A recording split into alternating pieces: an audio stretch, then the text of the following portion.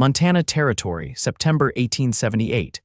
The wind carried dust down the single road of Dry Creek, and Sheriff Arden Tate's daughter stood on the wooden porch of the jailhouse, fists clenched at her sides. "I am not marrying that man," Savannah Tate said, voice hard as a rifle crack. Inside the jailhouse, Arden slammed the ledger shut. "You will. His land borders ours. He's got money, cattle, and a name that carries weight. You'll have a good life." Savannah's jaw tightened. Her copper hair was braided tight down her back, her boots dusty from the long ride home. "You mean I'll have a quiet life like a cow being led to slaughter?" "He's a good man," Arden said, "and I've given my word." Savannah didn't answer. Her stomach churned with anger. She knew all about Randall Mercer. 32, twice widowed, and with a look in his eyes that made her skin crawl. His ranch sat high in the hills, all fence and stone. No warmth, no joy, just cold land and colder hands. She stepped off the porch and walked fast, her boots hitting the dirt hard. She passed the saloon, ignoring the whistles and stares, until she reached the stables behind the mercantile. That was where she first saw him. He was brushing down a black gelding, shirt sleeves rolled up, forearms streaked with sweat and dust. He looked up as she approached, tall, lean, and sun-browned from long days in the saddle. His eyes were green, sharp, and steady. "You lost?" he asked, voice low and calm. "I live here," she said, chin raised. "Then I guess I'm the one new to town," he said. "Name's Thayer Whitlock. Just signed on to ride fence for the Jensen spread." Savannah looked him over, not polished like Mercer, no silver buttons or polished boots. Just a man who clearly worked hard and kept to himself. She nodded once. Savannah Tate. His gaze lingered on her a second longer than it needed to. "Sheriff's daughter? That a problem?" "No," Thayer said, brushing the gelding's neck. "Just means you probably speak your mind." Savannah gave a short laugh, surprised. "You got that right." That night, her father told her the date was set. 10 days from now, you'll ride up to the Mercer place and marry him. "I don't want to hear another word." Savannah sat at the kitchen table long after her father went to bed, staring at the cooling tea in front of her. 10 days. 10 days to figure out how to escape a future that felt like a cage. The next morning, she rode out early. Her mare took her down past the creek, where the cottonwoods were just beginning to turn gold. She spotted Thayer mending wire along the fence line. She pulled her horse up beside him. "You always work this early?" she asked. He looked up, squinting against the sun. "Only when I want to beat the heat or avoid trouble." She tilted her head. "Which am I?" He smiled, slow and quiet. "Not trouble, not yet." They talked a while about horses, the land, the way the sky never ended out here. She didn't mention Mercer, not yet. But Thayer noticed the way her smile faded when she thought too long. By the 5th day, she was riding out to see him every dawn. She brought coffee in a tin cup, and he shared dried apples and stories of cattle drives down in Wyoming. He told her he was 26, born in a sod house outside of Cheyenne, and that he had spent half his life trying to find a place that felt like home. "Maybe you're looking in the wrong direction," she said one morning. He glanced at her. "Maybe I was, until now." They sat under the cottonwoods, knees nearly touching, neither speaking for a long time. The air between them felt charged, like a storm about to break. Then Savannah said it, quiet. "I'm being forced to marry Randall Mercer. I do not want to.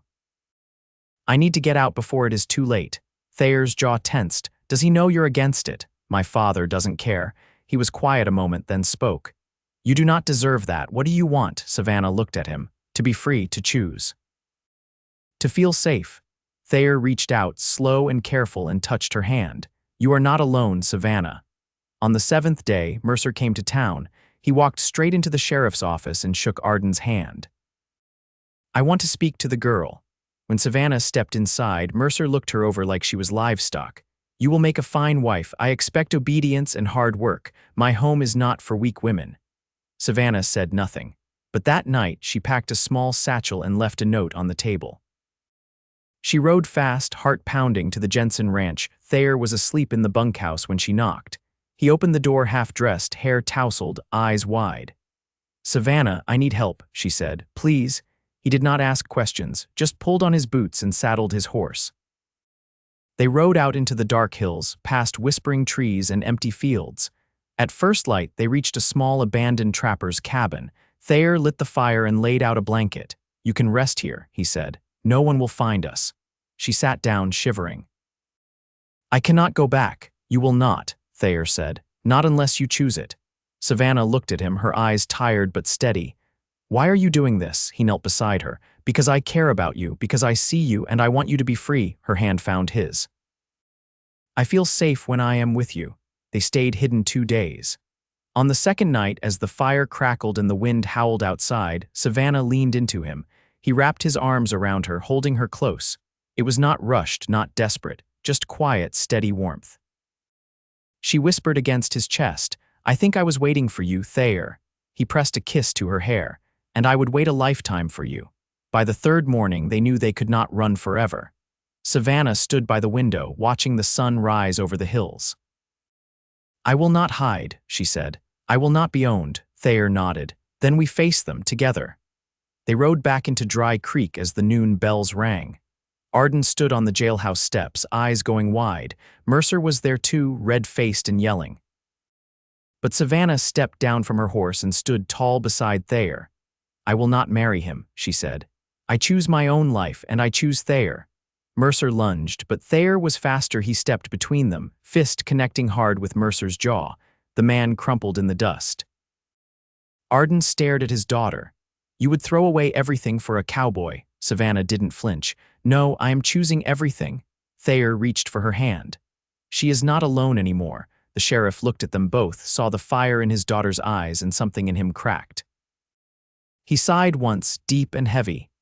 You always were too much like your mother, he muttered, then turned and walked away. Savannah let out a breath she had been holding for days. She turned to Thayer, heart pounding. Are you sure about this? She asked. I have never been more sure of anything, he said, and when he kissed her, it was not a question. It was a promise. They were not afraid now. They had found each other. The small clapboard church sat on the south edge of Dry Creek, tucked between the schoolhouse and an overgrown graveyard where the headstones leaned like weary men. Savannah stood in the open doorway, fingers brushing the edge of her shawl, watching dust swirl across the road. Inside, the pews lay empty, sunlight cutting through the high windows like blades. I thought you wanted quiet, Thayer said behind her. I do, but quiet's different than still. She turned, the wood floor creaking under her boots. Still means waiting. I'm done waiting. Thayer stepped inside, hat in hand. His shirt was damp from the ride, collar open at the throat. You think your father's really done with the fight? No, she said, but he won't win it either, not anymore. The Reverend's wife, Mrs. Abner, appeared from the back with a broom in hand and a wary glance at Thayer. Savannah nodded once, and the woman gave a small, knowing smile before disappearing again. They sat in the second pew from the front. The silence between them wasn't heavy, it was expectant, like the ground before rain. You ever thought about leaving this place? Savannah asked. I used to, Thayer said. When I was younger. Thought I'd find something better down south or across the Rockies, but the land's the same everywhere. Only thing that changes is what you carry with you. And what are you carrying now? He looked at her, eyes steady. Hope, she blinked, caught off guard. You always speak like that. Like you mean every word. I don't know how to speak any other way. Savannah let her palm rest against the worn wood of the pew. I've never known anyone like you. Thayer's voice dropped. Maybe you just never had the chance. The door creaked open again, and a small figure slipped inside.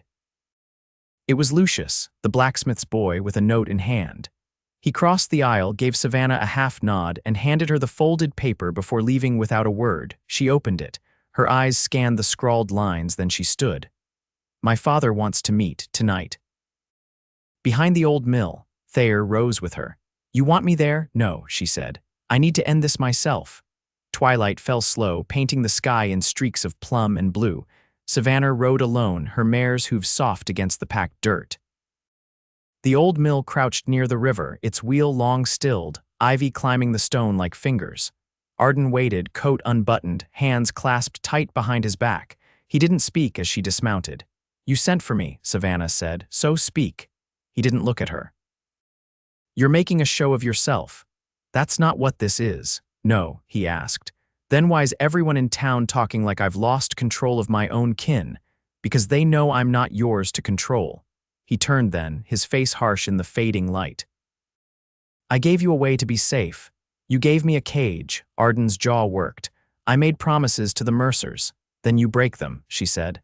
Like you broke every promise to Ma after she died. He flinched, and for a moment the hardness cracked. You don't know what it was like trying to hold things together. I do, she said. I've been doing it since I was 12. They stood in silence, the water lapping quietly behind them. Then Arden said, You love him? I do. He looked down at his boots. He got family, none living. Arden nodded once, slow. Then I hope he treats you better than I ever did your mother, Savannah swallowed. He already does. When she returned to the cabin, Thayer was outside, splitting kindling. He looked up as she approached, eyes searching. I'm not going back, she said. Not ever. He dropped the hatchet, crossed to her, and pulled her into his arms. She pressed her face to his chest and breathed deep. I want to build something with you, she said. A life, not just a hiding place. We will, he answered. We've got land enough and time enough. They spent the next days clearing brush from the small pasture behind the cabin. Savannah worked alongside him, hands blistered and back sore, but the ache felt good. Honest. Each task completed was a brick in the future they were shaping together. One morning, Thayer handed her a folded scrap of paper. Reverend Abner said he'd marry us, if you're ready. Savannah smiled, slow and sure. I've been ready since the first time you offered me a choice. They married under the cottonwoods, just the two of them, with the river whispering nearby and the horses grazing behind. Mrs. Abner brought bread and jam. Thayer wore his cleanest shirt. Savannah wore her mother's brooch pinned to her collar. No one from town came. That suited them just fine. That night, as the fire burned low and the wind curled through the eaves, Thayer reached for her hand. She laced her fingers through his without hesitation. I don't need a house full of things, she whispered. Just a place where I can be known.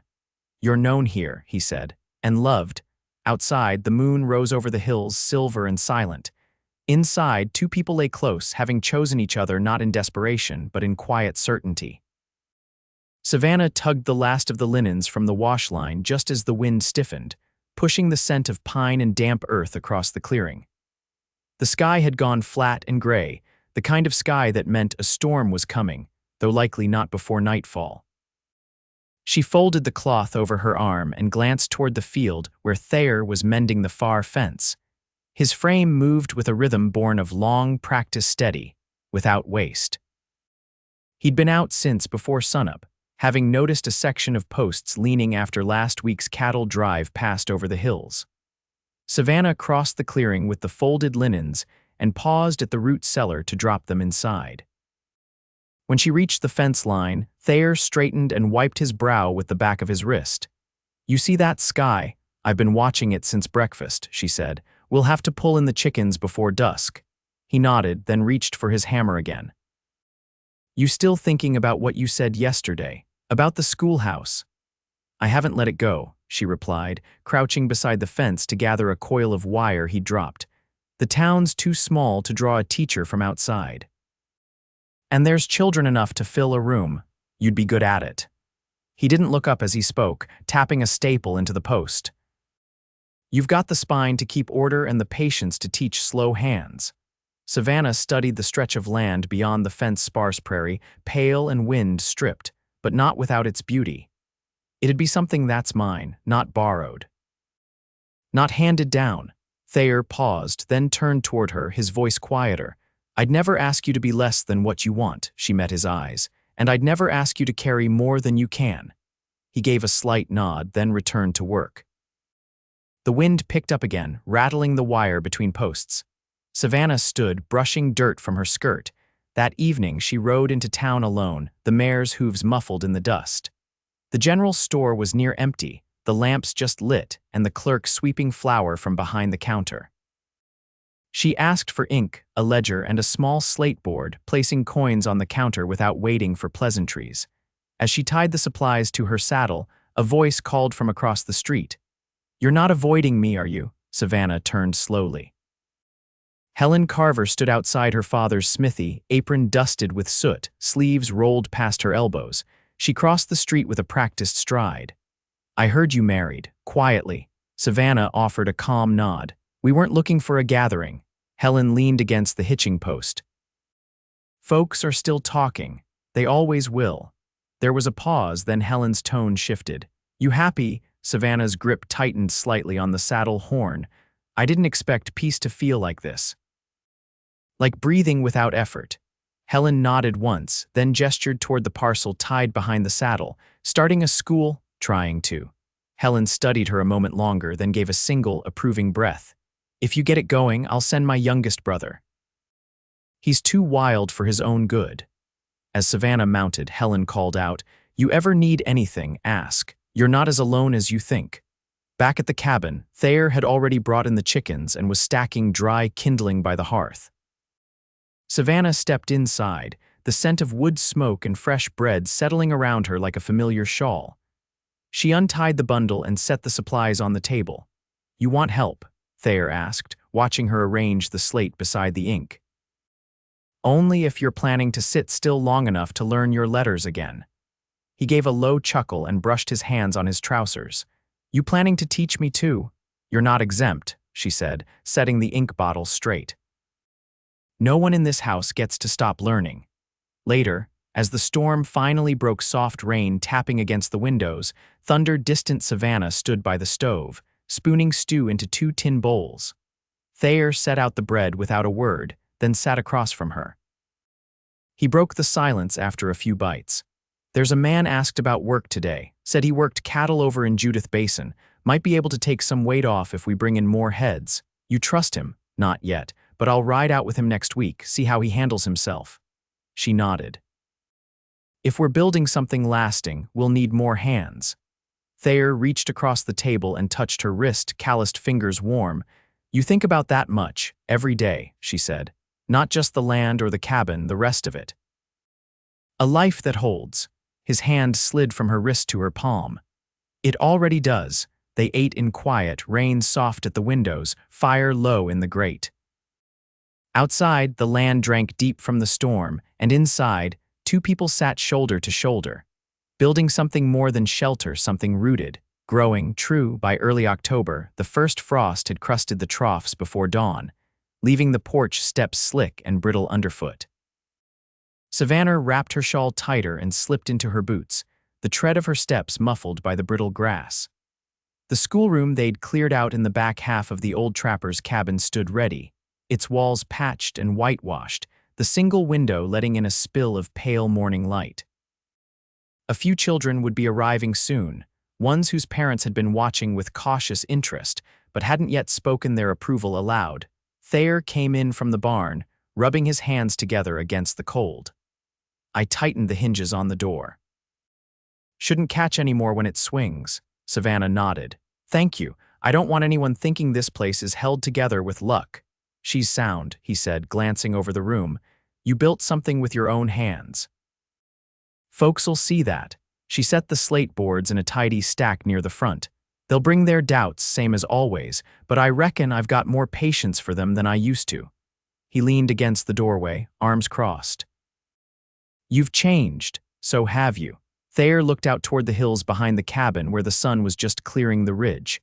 I used to think love was a thing that happened fast, all fire and hunger. Now I think it's mostly choosing, over and over. Savannah stepped closer, her voice quiet. And you're still choosing me, he didn't hesitate. Every day. She kissed his cheek, then turned as the first rider approached a girl no older than 7 astride a shaggy pony, her father walking beside her. Savannah stepped outside, her posture steady, her smile small but warm. She lifted a hand in greeting as they neared. The man tipped his hat. This the place? It is, she said. If your daughter's ready to learn, I'll do right by her. He looked at her a long moment, then nodded. We'll give it a try. By mid-morning, 3 more children had arrived, and the room filled with the sound of chalk against slate and the rustle of pages. Savannah moved among them with quiet assurance, correcting softly, encouraging where needed. She didn't try to impress, she simply taught. Outside, Thayer worked on clearing the brush along the creek. He glanced up now and again, watching the small figures through the window, the way Savannah's head tilted as she listened, how she crouched beside a child's desk with the same care she gave to planting spring bulbs. That evening, as the last light faded, Savannah found him at the edge of the pasture, pulling burrs from the tail of one of the younger colts. She joined him, kneeling to help. "3 of them already said they'd come back tomorrow," she said. He nodded, tugging gently at a tangle. Wordle spread. She sat back on her heels. "Rachel Abner stopped by after you left, asked if I'd teach her how to read better so she could help her brothers." Thayer looked at her, brushing a strand of hair from her face. "You're making something here." "Not just for us." Savannah rested her chin on her knees. "I spent so long thinking I didn't have the right to build anything of my own. Now I'm scared I'll lose it." "You won't," he said. "Not while I'm breathing." They stayed like that until the sky deepened to indigo. Thayer stood first, then helped her up. They walked back toward the cabin, the air sharp and clean around them. Inside, the fire was still glowing. Savannah hung her shawl by the door and reached for the kettle. Thayer lit the lamp and began slicing what was left of the ham. "You ever think of writing your mama's name on the schoolhouse wall?" he asked. Savannah stilled, then nodded. "It'd be right. She wrote letters for half the town before she passed. Taught me to read with nothing but an almanac and a hymn book. Then her name ought to be there." Savannah poured water into the pot. "What about yours? Your ma?" He shook his head. "She didn't have much use for words. But she could make a meal out of pine bark and squirrel, and she kept us alive through 3 winters. I'll carve her name into the doorframe. That way it holds." They ate in quiet again, the kind that came from shared labor, not silence. Afterward, Thayer rolled out the map they'd been marking with each season's changes: the new fence lines, the planted garden beds, the creek's shift after spring melt. "There's a parcel south of the ridge," he said, tapping the edge. "If we clear it now, we can plant oats by April." Savannah leaned over his shoulder. "We'll need another mule. We'll find one." She rested her hand on his back. "We're not just surviving." "No," he said. "We're living." Outside, the night settled deep and still, the wind quiet beneath a sky scattered with stars. Inside, the warmth held. 2 lives, bound not by what they'd escaped, but by what they were building, deliberate, enduring, and wholly their own. Snow arrived early that year, soft and slow, drifting down in a hush that blanketed the land by morning. Savannah stepped out with a shawl pulled close around her shoulders, the stillness of the world striking in its quiet. The cabin's roof held a thin sheet of white, and the trees bent slightly under the weight of it. She breathed in deep. The air bit, but it was clean and full of promise. Inside the schoolroom, the children stamped snow from their boots before entering, cheeks pink, eyes wide. They settled quickly, their breath puffing into the air until the stove warmed the space.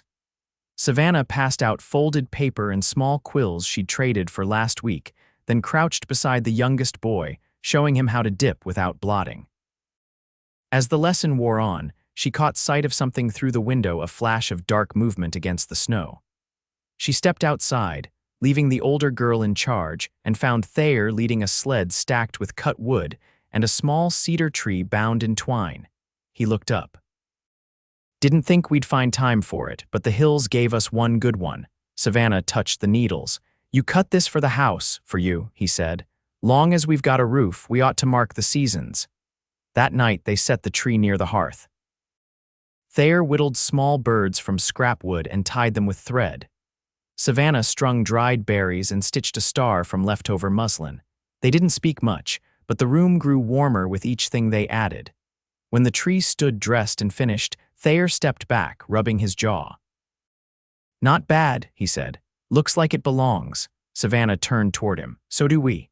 He brushed her knuckles with his thumb, then kissed her, slow and certain, the fire casting them in gold. Winter settled deep.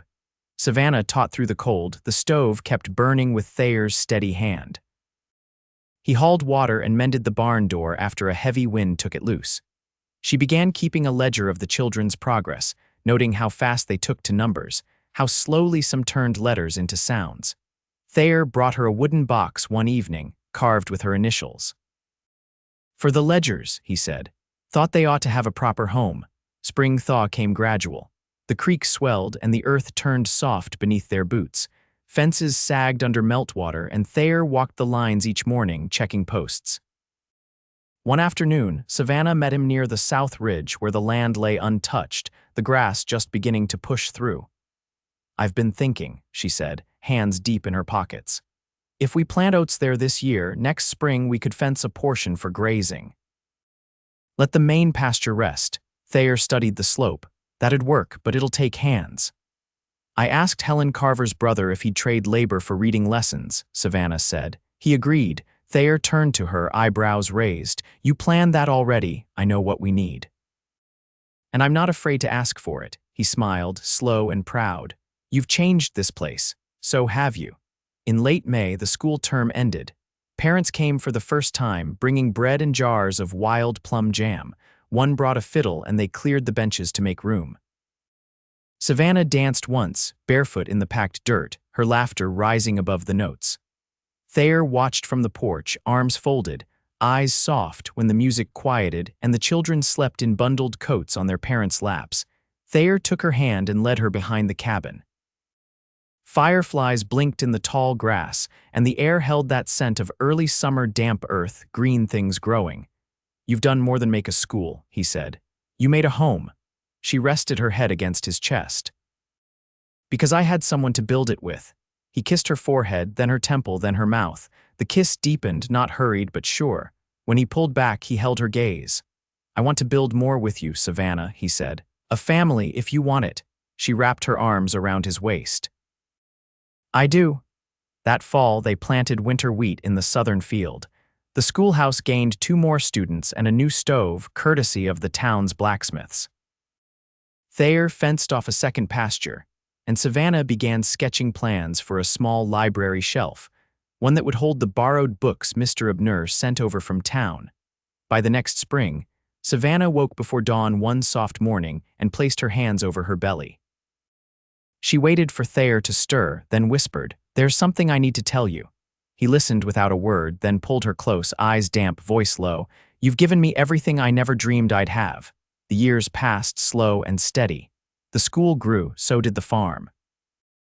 Thayer built a second room onto the cabin with his own hands. Savannah taught until her belly grew too full to reach the lower shelves, then rested while Thayer took on more of the load without complaint. Their son was born in the quiet hours before dawn, with the wind outside and Thayer's hand wrapped tightly around hers. His cry was strong and his eyes bright. They named him Elijah. In time, Savannah returned to her classroom. She held her son on one hip as she taught, his small hand tangled in her braid. Thayer built a cradle from cedar and carved their initials along the rail. The love between them never dulled. It deepened through long nights, hard seasons, and the small, quiet triumphs of shared life. They touched often, talked without needing to fill the air, and when they looked at each other across a full room or an empty field, it still felt like choosing.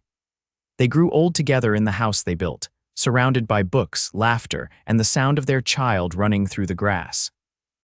And each night, when the lamp was turned low and the wind whispered against the window panes, Thayer would press his forehead to hers and say the words he'd never stopped meaning, "I'm still choosing you." And Savannah would answer, "Always."